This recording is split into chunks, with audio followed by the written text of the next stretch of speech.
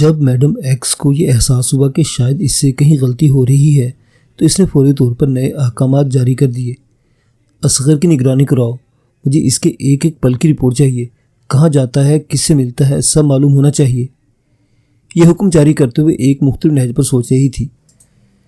इसे ख्याल आ रहा था कि जैसे विक्की की मौत की मुकम्मल यकीन दहाने के बावजूद वो मंजर आम पर आ गया था, मुमकिन था कि लाला भी इसी तरह जिंदा हो और इसकी खुदकुशी एक सोचा समझा ड्रामा हो। ओके मैडम, और कोई हुक्म? सामने खड़े गुलाम ने ताबेदारी से पूछा। फिलहाल ये काम अच्छी तरह करो, मुझे उम्मीद है कि कुछ ना कुछ ज़रूर निकल आएगा। मैडम ने जवाब दिया और इशारे से जाने की इजाज़त दी। वो चला गया तो इसने अपना जाम ख़त्म किया और कुछ देर किसी अनदेखे नुक्ते पर रुक नज़रें जमाए बैठी रही। फिर अपना मोबाइल निकाला। इस जदीद मोबाइल की बड़ी खूबी ये थी कि इस पर आने जाने वाले कॉल्स ट्रेस होना मुमकिन नहीं था। इस मोबाइल की स्क्रीन पर उंगली फेरते हुए इसने महफूज कॉन्टैक्ट्स निकाले और डेविड का नंबर मुंतखब करके कॉल मिलाई। दूसरी घंटे पर इसकी कॉल मसूल कर ली गई। क्या इत्तलात हैं डेविड? इसके लहजे में हल्की सी पसमुर्दगी थी। गाड़ी को हादसा पेश आने की तस्दीक हो गई है। हादसा शदीद था। मेरा एक भी आदमी जिंदा नहीं बचा, लेकिन माजूर सोने के साथ साथ इसके सारे साथी हैरत अंगेज तौर पर गायब हैं। क्या मतलब गायब हैं? अगर तुम्हारे आदमी मुर्दा हालत में पाए गए हैं तो बाकी लोगों को भी मुर्दा या कम अज़ कम ज़ख्मी हालत में उनके साथ ही पाया जाना चाहिए था। होना तो यही चाहिए था, लेकिन ऐसा नहीं हुआ। और जय वकुआ के मुआयने से ये पता चला है कि वहाँ कुछ लोग मौजूद थे। यकीनन वही लोग इन्हें अपने साथ ले गए हैं। कौन लोग? कौन हो सकते हैं वो लोग? मैडम एक्स ने इसकी दी इत्तला पर तेज़ लहजे में पूछा। वैसे इस इत्तला ने गैर महसूस तौर पर इसके अंदर तब्दीली पैदा की थी और वो रिलैक्स दिखाई देने लगी थी। यकीन से नहीं कहा जा सकता, लेकिन जो इत्तलात मिली है इनकी रोशनी में इम्कान है कि इन्हें चीनी अपने साथ ले गए हैं। चीनी? इसने छंबे से इस्तफसार किया। चीनी कहाँ से आ गए वहाँ? चीनी भिक्षु वक्तन फ़वक्तन इलाकों में हरकत करते रहते हैं। बुनियादी तौर पर इनकी आमदोरफ्त अपने मजहबी पेशवा से मुलाकात के लिए होती है, लेकिन उड़ती उड़ती मालूमात के मुताबिक इन भिक्षुओं के भेस में कुछ जासूस भी मौजूद होते हैं। डेविड ने इसे बताया। अगर ऐसी इत्तलात है तो तुम्हारे पास इन भिक्षुओं के बारे में मुकम्मल मालूमात होनी चाहिए थी। इनके बारे में मालूमात रखना मेरे दायरा कार में नहीं आता। मुझे जो जिम्मेदारियां सौंपी गई हैं मैं इन्हें अब तक आसान तरीके से पूरा करता रहा हूँ। मौजूदा मसाइल तुम और तुम्हारी टीम के पैदा करता है। इसके एतराज़ पर डेविड का लहजा सर्द हो गया। चीनी ख़तरनाक लोग हैं डेविड, और दुनिया की मौजूदा हालात में हम इनको नज़रअंदाज नहीं कर सकते। वो कभी भी किसी भी वक्त हमारी राह पर लग सकते हैं। इसने अपना लहजा कदरे नर्म किया। इसी वजह से हम इनसे दूर दूर रहते हैं, लेकिन तुम्हारी वजह से अब हमारा इनसे पाला पड़ने वाला है। तुम्हें पता है सोनिया मेरा गोल्डन स्टार अपने साथ ले गई है, और अगर चीनियों ने इसके पास वो बरामद कर लिया तो फिर वो इससे एक एक बात मालूम किए बगैर इसकी जान नहीं छोड़ेंगे। डेविड ने इतला देकर इसका सारा इत्मीनान रुखसत कर दिया। सोनिया गोल्डन स्टार अपने साथ ले गई है? इस बात का क्या मतलब है? वो कोई अपनी मर्जी से तो नहीं गई है। तुम्हारे लोगों ने ये काम किया है और इनका फ़र्ज़ था कि हर फर्द की मुकम्मल तलाशी लेते। वो सोने के बारे में नई इतला सुनकर बेचैन थी। ये कैसे मुमकिन था कि डेविड से बात पुरस न करती? कोताही करने वालों को उनकी सज़ा मिल चुकी है, लेकिन ये सोचो कि अगर सोनिया चीनियों के सामने ज़ुबान खोल देती है तो तंजीम को कितना नुकसान पहुंच सकता है। सोनिया कोई आम लड़की नहीं है जो चीनी इससे आसानी से कुछ मालूम कर ले। पर लड़की तो है ना, और औरतों का कुछ पता नहीं होता कि कब जज्बात में अकल पर पत्थर पड़ जाए। तुम्हारी बेटी तो पहले ही बहुत अजीब काम करती फिर रही है। डेविड का एक ताना इसके फ़ख्र को सबूतास करने के लिए काफ़ी था। वो हमारी एक नहायत तरबियत याफ्ता कारकुन है डेविड। इसकी मौजूदा नादानियाँ इसके माजी के कारनामों को धुंधला नहीं सकती। तुम अगर इसे अपने तरबियती कैंप तक पहुँचाने में कामयाब हो जाते तो वो दोबारा हमारे लिए कारामद बन सकती थी। मैंने तो प्रोफेसर विक्टर तक को राज़ी कर लिया था कि वो वहाँ पहुँचकर सोने की जहनसाजी करें। इस बार मैडम का अंदाज़ ज़रा मुदाफ़ती था। हादसे और इत्तफ़ाक़ात कभी भी किसी भी प्लानिंग को तबाह कर सकते हैं। तुम जानती हो इन इलाकों में सफ़र करना कितना मुश्किल है। मैंने इन्हें कैंप तक भिजवाने के लिए ठीक ठाक इन्वेस्टमेंट की थी और उम्मीद थी कि तबीयत के बाद एक बेहतरीन टीम मैदान में भेजने के लिए तैयार होगी, लेकिन इसके बिल्कुल बरक्स हुआ और सूरत हाल ये है कि हम खुद मुसीबत में पड़ सकते हैं। डेविड भी दर हकीकत उलझा हुआ और परेशान था। कैंप पर मौजूद अफराद में से कुछ को भिक्षुओं की राह पर लगाओ। हमारे आदमी अगर भिक्षुओं तक पहुंचने में कामयाब हो गए तो सूरत हाल बदल कर हमारे हक में भी हो सकती है। इसने मशवरा दिया। कोई फ़ायदा नहीं, हम लेट हो चुके हैं। हमारे पास हादसे की इत्तला देर से पहुंची थी और भिक्षुओं को इलाके से निकलने का मौका मिल गया था। वैसे भी वो इन रास्तों के कीड़े हैं और किसी ताकुबकार को धोखा देकर बहुत आसानी से भाग सकते हैं। डेविड के पास इसके लिए कोई अच्छी खबर नहीं थी और इसे लग रहा था कि सब कुछ हाथों से निकला जा रहा है। सोनिया को खोना हमारा बहुत बड़ा नुकसान होगा डेविड। इसे खुद समझ नहीं आ रहा था कि किस तरह अपनी कैफियत का इजहार करे। इन भिक्षुओं में अगर जासूस भी शामिल थे तो हम उम्मीद रख सकते हैं कि इन लोगों को सीधा बीजिंग पहुंचाया जाएगा। अगरचे वहाँ हमारा ज़्यादा मजबूत सेटअप नहीं, लेकिन मैं कोशिश करता हूँ कि जो लोग मौजूद हैं वो अहम मालूमात जमा करके दे सकें। डेविड ने इसकी बात सुनी अनसुनी करते हुए अपनी कही। बीजिंग में वो लोग ट्रेस हो जाते हैं तो हमारा अगला कदम क्या होगा? इसने वो सवाल किया जिसका जवाब खुद भी जानती थी। तुम जानती हो, वहाँ से इन लोगों को निकालना हमारे लिए करीबन नामुमकिन होगा, इसलिए तंजीम के मुफादात के तहत सख्त फैसले करना पड़ेंगे। डेविड का जवाब साफ था। हकीकतन इन लोगों की मौत के सिवा अब इनके पास कोई हल नहीं रह गया था। मुझे अफसोस है राबील, लेकिन तंजीम और इसका तहफ़्फ़ुज़ हर शय से ऊपर है। हाँ, तंजीम और इसका तहफ़्फ़ुज़ हर शय से ऊपर है। इसने डेविड के अल्फाज नहीं अपना अहद दोहराया। मेरे पास तुम्हारे लिए एक अच्छी खबर है। वो क्या? सजल शाह का बेटा मेरे पास है और मेरे ख्याल में तुम मुकामी मामलात को संभालने के लिए इस बच्चे का इस्तेमाल कर सकती हो। लतीफ़ सोमरू के नाकारा होने के बाद इस इलाके में काम करने के लिए तुम्हें किसी और बड़े वडेरे की मदद दरकार होगी, और इस बच्चे के नाना और दादा दोनों ही बारसूख वडेरे हैं। ये तो तुमने बहुत अच्छी खबर सुनाई। डेविड की दी इतला सुनकर इसने खुशी का इजहार किया, लेकिन अगर वो अपने दिल में झांक कर देखती तो वहाँ खुशी का नामो निशान नहीं था। वहाँ इसकी ममता पड़ी कुला रही थी। राबील से मैडम एक्स तक का सफ़र इसने हर बार अपनी ममता को कुचल कर तय किया था। हमारा पीछा हो रहा है उस्ताद। असगर को ठिकाने से रवाना हुए ज़्यादा देर नहीं हुई थी कि ड्राइवर ने इसे इत्तला दी। कौन है बहन के डैश? असगर फ़ौरन सीधा होकर बैठ गया और ख़ुद भी बैकव्यू मिरर में ताकुब करने वालों को देखने लगा। नीली हुंडा है, मैंने अपने अड्डे के पास भी इसे देखा था और अब भी ये हमारे पीछे दिखाई दे रही है। ड्राइवर ने निशानदेही की। ज़रा इधर उधर के फेरे मार्क कन्फर्म कर, फिर देख लेते हैं सालों को। असगर को गाली के बगैर कम ही बात करने की आदत थी और इस वक्त वो यूँ भी ज़्यादा मुहतात था कि लाला से मुलाकात के लिए जा रहा था। अड्डे पर गिनती के चंद नहाए थे वफादार लोगों के सिवा किसी को लाला की जिंदा सलामत होने और वापस लौट आने की खबर नहीं थी। एहतियात के तकाज़ों को मनहूस रखते हुए लाला ने भी वहाँ क़याम को मुनासिब नहीं समझा था और अपनी खुफिया कोठी में मुंतकिल हो गया था। हामिद को भी इसी कोठी में रखा गया था ताकि अगर कोई इसकी तलाश में अड्डे का रुख करे तो नाकामी का सामना करना पड़े। सही बोलता है, साले माँ के यार मुस्तकिल पीछे लगे हुए हैं।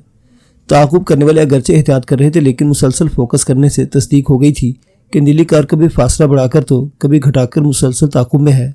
असगर ने ताक़ुब करने वालों को मज़ीद बिला तकल्लुफ़ दो चार गालियों से नवाजते हुए अपना मोबाइल निकाल कर नंबर मिलाया और कॉल रिसीव होते ही बोला, बंदे तैयार कर टोनी और पहुँच मेरे पास। कुछ आवारा कुत्ते पीछे लग गए हैं, इनको कोई आवारगी का मज़ा चिखाना है। अहकामात देते हुए इसने टोनी को अपने मोहल्ले वकूक़ के मुतल्लिक भी बता दिया। यहाँ से निकलकर हम सीधा यज़दानी हाउसिंग स्कीम जाने वाली सड़क पकड़ेंगे। हमारी स्पीड कम होगी तो शॉर्टकट मारकर तेज़ी से आया तो हमारे पीछे साथ ही वहाँ पहुँच जाएगा। तू मेरी फिक्र न कर, इन हराम के पिल्लों को हमला करना होता हो तब तक कर चुके होते। मेरे पीछे लगने से इनका कोई और मतलब है। लाला ने पहले इस खदशे का इजहार कर दिया था कि हामिद के वाली वारिस इसका खोज लगाने के लिए इनकी तरफ का ज़रूर रुख करेंगे, इसलिए फ़ौरन समझ आ गई थी कि ताक़ुबकार कौन लोग हो सकते हैं। आगे पेट्रोल पंप पर रोककर टैंकी फुल करवा ले, टोनी को पहुंचने के लिए थोड़ा टाइम मिल जाएगा। कॉल मुनक़ते करने के बाद इसने ड्राइवर को हुक्म दिया तो इसने तफ़हीमी अंदाज में सर को जुम्बश दी और 5 मिनट बाद ही गाड़ी एक पेट्रोल पंप पर ले जाकर खड़ी कर दी। अगरचे वो किसी हमले की उम्मीद नहीं कर रहे थे, फिर भी एहतियातन अपने हथियार तैयार कर लिए थे कि ऐसा कुछ होने की सूरत में अपना दिफा किया जा सके। तोक़ों के मुताबिक कोई गड़बड़ नहीं हुई और नीली कारी ने छोड़ती आगे निकल गई। इस मौका पर इसने नोट किया कि कार में ड्राइवर समेत 3 अफराद मौजूद हैं। गाड़ी में पेट्रोल भरवाने के बाद वो लोग इत्मीनान से आगे बढ़े। नीली कार हस्बे तोक़ो आगे जाकर मुंतज़िर खड़ी थी। कार वालों ने अगरचे कोशिश की थी कि सड़क में मौजूद गड्ढे में फंसकर नकारा हो जाने वाली बस की आड़ में खुद को पोशीदा रख सकें, लेकिन ताड़ने वाले भी क़यामत की नज़र रखते हैं। पीछे आ रहे हैं सड़क छाप आशिक।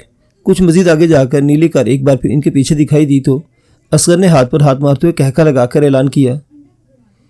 इब्तदा में रास्ता पुररौनक था, लेकिन जैसे जैसे वो यज़दानी हाउसिंग स्कीम से करीब होते गए ट्रैफिक कम होना शुरू हो गया।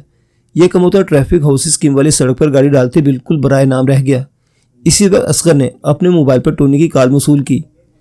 हम हाउसिंग स्कीम के करीब पहुंच गए उस्ताद, और हमें अपने आगे एक नीली हुंडा जाती दिखाई दे रही है। वही है सारी, लगा रहे पीछे, थोड़ा और आगे आने दे पर दोनों मिलकर दबा लेंगे। असगर ने जोश से जवाब दिया। फिलहाल इसे अकबनुमा आईने में नीली कार दिखाई नहीं दे रही थी। बस इधर ही रोक ले, आते होंगे कुत्ते के डैश, यहीं दबोच लेंगे इन्हें। इसने ड्राइवर को रुक जाने का हुक्म दिया। इसके ख्याल में नीली कार वालों ने उन्हें हाउसिंग स्कीम वाली सड़क पर चढ़ते देखकर कसदन फासला बढ़ा लिया था कि कहीं इस खाली सड़क पर वो इनकी नज़र में ना आ जाए। अब इन्हें गाड़ी रोके मुश्किल आधा मिनट ही गुजरा था कि एक बार भी टोनी की कॉल आ गई। वो हाउसिंग स्कीम वाली सड़क पर नहीं चढ़े उस्ताद, बिल्कुल ऐन वक्त पर उन्होंने यू टर्न मार लिया है। मुझे तो लगता है वो समझ गया कि हम इन्हें घेरने की कोशिश कर रहे हैं। टोनी ने इसके हेलो बोलने का इंतजार नहीं किया और कार मिलते जल्दी जल्दी इतला देने लगा। रोक सालों को, भाग कर न जाने पाए। असगर ने हुक्म दिया और साथ ही अपने ड्राइवर से भी चीखकर बोला, ले ले पीछे ले, साले चूहे भाग रहे हैं। ड्राइवर ने गाड़ी का इंजन स्टार्ट ही रखा हुआ था, चुनाचे फौरन गाड़ी रिवर्स की। इसी वक्त फजा में गोलियों की आवाज़ गूंजी। असगर के तजर्बे से बताया कि फायर लाइट मशीन गन का है। इस फायरिंग का जवाब देने में भी ज़्यादा वक्त नहीं लगा और यकीनी तौर पर टोनी और उसके साथियों की तरफ से भी वक्त 2 रिपीटर चले। झपट लो मेरे शेरों, भागने मत देना। असगर वहीं बैठे बैठे चिल्लाया। जोश में इसने अपने हथियार को हाथों में थामकर इसकी नाल खिड़की से बाहर निकाल ली थी, लेकिन आगे टोनी उसके साथियों की गाड़ी एक जगह खड़ी दिखाई दी तो इसके जोश की जगह तशवीश ने ले ली। करीब पहुंचने पर वजह समझ आ सकी। गाड़ी के टायर ब्रस्ट हो चुके थे और 2 अफराद नकारा टायरों को बदलने की कोशिश कर रहे थे। नीली कार का सड़क पर दूर दूर तक नामोनिशान नहीं था। उन्होंने पहली बार में दोनों तरफ की खिड़कों से फायर करके सीधा हमारी गड्डी के टायरों को बेकार किया और स्पीड बढ़ाकर भाग निकले। हमने भी फायर किया पर वो रेंज से निकल चुके थे। टोनी रिपोर्ट पेश करते हुए कुछ शर्मिंदा सा था। चल कोई बात नहीं, भाग गए साले बुज़दिल चूहे, तुम लोग टायर तब्दील करके वापस जाओ, हम भी अपने रास्ते जाते हैं। असगर ने तसल्ली देने वाले अंदाज में इसका शाना थपका। अगर थोड़ी देर वेट कर सको तो हम टायर चेंज करके स्कूटी के साथ चलते हैं, टोनी ने पेशकश की। पहले इस चक्कर में लेट हो गया है बाबा, अब और नहीं देर कर सकता। असगर ने इस सारे हजूम को लाला की रहायशगाह तक नहीं ले जाना था, इसे टोनी को टाल दिया। थोड़ी देर में वो एक बार फिर अपनी मंजिल की तरफ गामजन थे। इस बार उन्होंने अपने ताकुब का पहले से ज़्यादा ख्याल रखा, चुनांचे लाला वाली कोठी में कदम रखते हुए पूरी तरह मुतमईन थे। बहुत लेट हो गया असगर, पता है ना अपने को टाइम की पाबंदी करने वाला बंदा पसंद है। लाला की रूबरू हाजिर होती से वो सुनना पड़ा जिसका खदशा था। रास्ते में गड़बड़ हो गई थी लाला। दुनिया भर को मुंह भरकर गालियां देने वाला असगर लाला की रूबरू आवाज़ भी ऊंची करने का नहीं सोच सकता था। कैसी गड़बड़? लाला सुनकर चौंक गया। जवाबन असगर ने सारी कथा सुना डाली। इसका मतलब है हम पर हामिद के अगवा का शक किया जा रहा है। लाला ने एक जोरदार हंकारा भरते हुए तबसरा किया। हालात से तो यही जाहिर है, असगर ने तायद की। हालात से तो ये भी जाहिर हो रहा है कि अड्डे की खबरें बाहर लीक हो रही हैं। लाला के लहजे में गंभीर संजीदगी थी। ऐसा कैसे हो सकता है? असगर सुनकर उछल पड़ा। ऐसा ही हो रहा है असगर, तेरे पास से खबर निकलकर मुखालफिन तक पहुंची है कि हामिद वहाँ नहीं है, इसलिए वहाँ से लोग तेरा पीछा करके इस तक पहुँचने की कोशिश कर रहे थे। लाला के लिए नतीजा अक्स करना ज़्यादा मुश्किल नहीं था। असगर सुनकर कुछ भी कहने के लायक नहीं रहा। कड़ी नज़र रख हर तरफ, खद्दार और मुखबर से बढ़कर कोई ख़तरनाक नहीं होता। लाला ने इसके कैफियत को समझते हुए नरम अल्फाज में नसीहत की, फिर मौजू बदलते हुए पूछने लगा, हामिद ने मैडम एक्स का जो एड्रेस दिया था इसकी निगरानी करवा रहे हो या नहीं? बिल्कुल लाला, 24 घंटों के लिए बंदों की ड्यूटी लगा दी है। ख्याल रखना बस दूर दूर से निगरानी हो, ना नज़र में आना है, ना कोई छेड़छाड़ करनी है। बहुत होशियार बंदे बिठाने हैं निगरानी पर। लाला ने यह हद दहानी करवाई। जो हुक्म लाला। असगर ने सीधे सीधे ताबेदारी का मुजाहरा किया और ये याद दिलाना कतई ज़रूरी नहीं समझा कि वो सारी हिदायत पहले भी दे चुका है। विक्की की बड़ी फिक्र है मुझे। देवा ने भी अब तक कोई इतला नहीं दी। लाला ने बड़बड़ाते हुए जाम उठाकर मुंह से लगा लिया। सुना था देवा के अपने बुरे दिन चल रहे हैं और वो पुलिस के डर से अंडरग्राउंड है। असगर ने झिझकते हुए देवा के मुतालिक अपने तहफ़्फ़ुज़ात का इज़हार किया। हाथी मरकर भी सवा लाख का रहता है और देवा तो अभी ज़िंदा है। इसके साथ जो कुछ भी हुआ वो इसे एडजस्ट कर लेगा। बाकी रही मेरे काम की बात तो वो तू देख लेना कि होकर रहेगा। बड़े कॉन्टैक्ट्स हैं इस नामुराद आशिक के अपने देश में। देवा के ख्याल से लाला की आंखों में चमक सी उभरी। किसी ज़माने में वो धंधे के साथी होते थे। बिरोने मुमालिक सफ़र में एक दूसरे से मुलाकात होती रहती थी। फिर लाला को अपने आसपास के हालात और अफराद से बाखबर रहने की भी आदत, इसलिए देवा की दास्तान इश्क से भी किस हद तक वाकिफ़ था। अलबत्ता इसे ये नहीं मालूम था कि देवा का छोटा भाई दिलीप खुफिया तौर पर किसी अलायदगी पसंद तंजीम का हिस्सा है और अपने साथियों के साथ मिलकर हिंदुस्तानी हुकूमत को ज़िक पहुँचाने का कोई मौका निकालता रहता है। अपना विक्की बड़ा होशियार और फुर्तीला है, देखना वो वहाँ भी किसी न किसी तरह अपना रास्ता निकाल लेगा। असगर सिर्फ लाला को तसल्ली नहीं दे रहा था, इसे अपने कहे हर लफ्ज़ का यकीन था। हकीकतन विक्की अपनी आदत, सहानत और ज़रूरतमंदी के बाइस हर एक का ही लाडला था। वक्त की चाल बहुत बुरी होती है असगर, कोई कितना ही बड़ा फन्ने खान हो, अगर इस चाल की जद में आ जाए तो। लाला का जुमला भी मुकम्मल हुआ था कि इसके सेलफोन की घंटी बजने लगी। असगर ने जल्दी से आगे बढ़कर मेज़ पर रखा सेलफोन उठाकर इसके हवाले किया। इस दौरान स्क्रीन पर चमकता हुआ देवा का नाम देख चुका था। क्या खबर है मेरे लिए यार? एक आध रस्मी जुमले के बाद लाला ने फ़ौरन अपने मतलब की बात पर आ गया। तूने जो क्लूज़ दिए थे मुंडे के बारे में, इनको लेकर बहुत कुछ जानने को मिला है। अब पता नहीं वो तेरे लिए अच्छा है कि बुरा। दूसरे देवा भी कुछ उलझा हुआ महसूस हो रहा था। जो कुछ पता चला है बता दे, अच्छे बुरे का फैसला मैं खुद कर लूँगा। ठीक है बताता हूँ, पर थोड़ा बैकग्राउंड बनाना पड़ेगा। देवा ने तमहीद बांधी। लाला जुबान से कुछ कहे बगैर इसकी अगली बात का मुंतज़िर रहा। पिछले दिनों उधर तेरी तरफ से कुछ लोग इधर आए थे। सच झूठ की जानकारी से मेरा मतलब नहीं, बस हुआ यूं कि 2 बंदे जासूसी और आतंकवाद के चक्कर में पकड़े गए। ऐसा होता रहता है और हम पर इस पर फोकस नहीं करते, लेकिन भगवान का करना यह हुआ कि एक दिन एक मुंडा मेरे पास मदद मांगने चला आया। इन दोनों बंदों को छुड़वाने में इसकी मदद करूं। वो जिसकी सिफारिश लेकर आया था, इसको मैं किसी सूरत इनकार नहीं कर सकता था, इसलिए जिसकी काम करने को तैयार हो गया। देवा इतना बताकर कुछ देर के लिए खामोश हो गया। लाला बस इतना महसूस कर सका कि इसने हिचकी या सिसकी ली है। कुछ हैरान वो देवा के बारे में। देवा के दोबारा कुछ बोलने का इंतजार करने लगा। खामोशी जरूर छाई हुई थी, लेकिन सिलसिला मुनक़ति नहीं हुआ था।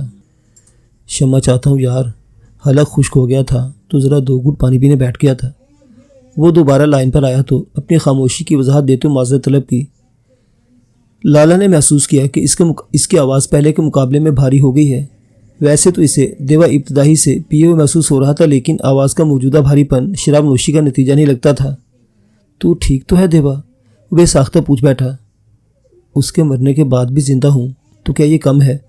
वो जवाबन जो बोला इसने पल भर के लाला को गुम कर दिया।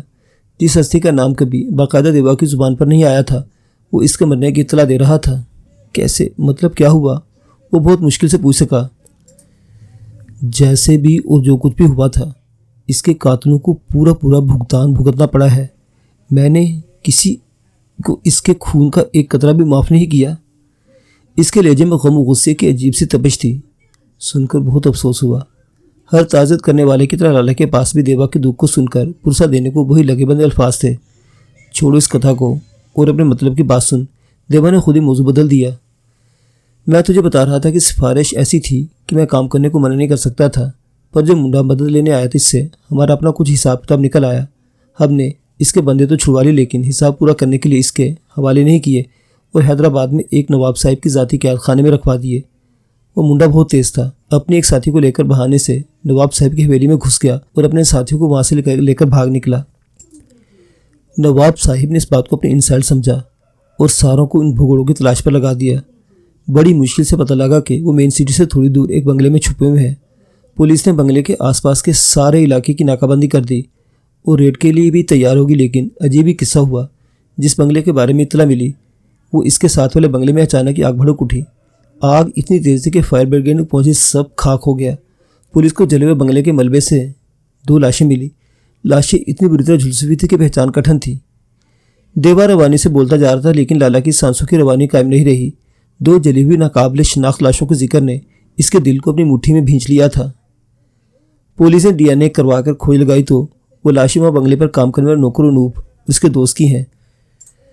देवा को खबर भी नहीं हुई कि वो एक पल में किसी की सांस रोकने और बहाल करने का कारनामा अंजाम दे चुका है। इस सारे में मेरा विक्की किधर है देवा? लाला को खुद नहीं मालूम था कि इस पल वो कितना जज्बाती हो चुका है। करीबी मुद्दब खड़ा असगर इसकी आंखों में नमी देखकर बैक वक्त हैरान और परेशान हुआ था।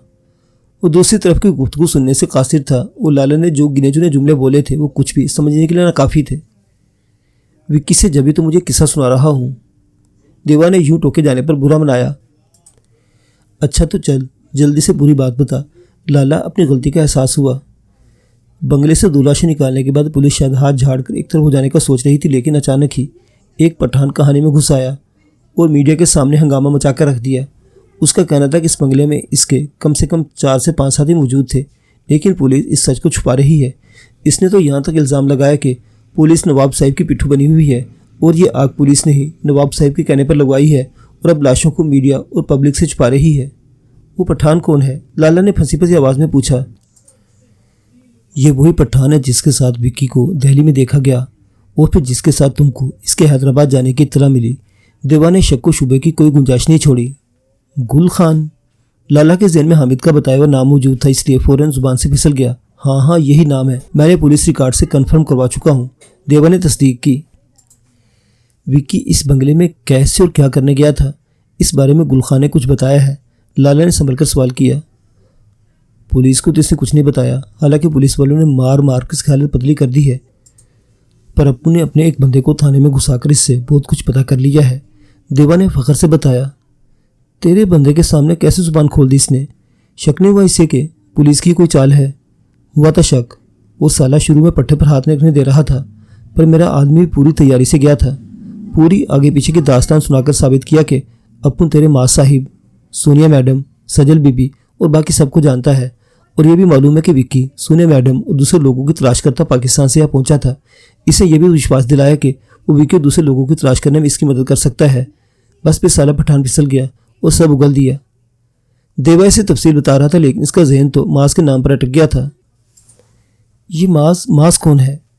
तस्दीक के लिए ये मास वही है जो अलीना का भाई है। इसने देवा से पूछा, ये मास बड़ी बखरी चीज़ है। वही बंदा है जो मेरे पास अपने दोस्तों को छुड़ाने में मदद के लिए मेरे पास आया था। अपने बारे में जानकारी नहीं दी थी इसने, लेकिन अप्पू ने हाथ पांव मारकर पता लगा ही लिया। इसकी माला जब्ता तेरा विक्की इसी बंगले में गया था। गुलखान बताता है कि इसने सोनिया को इस बंगले में देखकर अंदाज़ा लगाया था कि माज और दूसरे साथी भी वहीं होंगे। वो सब अलग अलग पॉइंट से निकले और बंगले की निगरानी कर रहे थे, तो विक्की ने इसे कॉल करके पुलिस के घेरे की खबर दी और वहाँ से निकल जाने को कहा। इसे न चाहते हुए भी विक्की की बात मानना पड़ी, लेकिन इसको पूरा यकीन है कि विक्की नीचे नहीं बैठा होगा और इस बंगले में ज़रूर घुसा होगा जहाँ इसने सोनिया को देखा था। अब इसको दो ही शक हैं, एक ये कि पुलिस सबको अरेस्ट करके चुपके से नवाब साहब के हवाले कर दिया है, और दूसरे ये कि वो सब बंगले में आग में जलकर मर गए, लेकिन पुलिस असल बात छुपा रही है। देवा ने इसे तफसीली जवाब दिया। जलने वाले बंगलों के मालकान कौन थे, इनके बारे में मैंने जानकारी की कोशिश नहीं की। बस इतना सुना है कि दोनों बंगले वाले आपस में रिश्तेदार हैं और साथ मिलकर कहीं घूमने फिरने गए हैं। वहाँ आग कैसे लगी? लाला ने जज्बात को संभाल लिया और एक के बाद ताबड़तोड़ सवाल कर रहा था। करीब खड़े असगर को सवालात की नोयत ने चैन नहीं करने दिया, लेकिन जाहिर है वो गुफ्तगू में दखल अंदाजी नहीं कर सकता था। पुलिस की रिपोर्ट के अनुसार शॉर्ट सर्किट हुआ था, लेकिन एक जर्नलिस्ट का कहना है कि इसे वहाँ किसी केमिकल की बू महसूस हुई थी और ऐसा लगता है कि आग लगी नहीं बल्कि लगाई गई हो सकता है विक्की दूसरे लोगों ने पुलिस की तवज्जो हटाने और फरार का मौका पैदा करने में खुद आग लगाई हो। लाला ने उम्मीद जाहिर की। अपने को ऐसा नहीं लगता। पुलिस जैसे मीडिया से कन्नी कतरा रही है, इससे अपने को भी लगता है कि पुलिस ने कोई पुण्य किया है। दूसरे वो मुंडा मास भी दूसरी तबीयत का है। अपना मन नहीं मानता कि वो खुद को बचाने के लिए दो बसे बसाए घरों को जिंदा इंसानों में जलाकर भाग निकला होगा। देवा ने दुनिया देखी थी, इसकी मास के साथ कई मुलाकातें हुई थी, कुछ किस्से दिलीप ने भी सुनाए थे, इसलिए इसे मानने में तामुल था कि ये सब मास ने किया होगा। ठीक है, फिर तो अपनी आंखें खुली रख और छोटी छोटी बात को भी इग्नोर न कर। मैं तुझसे इस बारे में अपडेट लेता रहूँगा, जो तेरी इच्छा। और हाँ, इस काम का खर्चा पानी तेरे फॉरेन अकाउंट में ट्रांसफ़र करवा रहा हूँ। जितना चाहे हाथ खोल कर खर्च करना, काम रुकना नहीं चाहिए। लाला खुद जुर्म की दुनिया का बाशिंदा था। वो जानता था कि मुजरिम बनने वाला तकरीबन हर शख्स पैसे के लिए गैर मामूली मोहब्बत रखता, इसलिए खर्चे पानी के नाम पर देवा को एक खतीर मुआवजा देने के लिए तैयार था। नहीं रुकेगा। देवा ने सिर्फ किंधानी करवाकर सिलसिला मुनक़ते कर दिया। लाला काल से फारिग हो जाने के बावजूद किसी हुक्म के मुंतज़िर खड़े असगर की तरफ मुतवज्जो नहीं हुआ और गहरी सोच में डूब गया। असगर की हिम्मत नहीं थी कि इसे इस सोच से निकालकर अपनी तरफ मुतवज्जो करता। इसने ज़िंदगी में पहली बार लाला को इस दर्जा मुतफक्किर देखा था।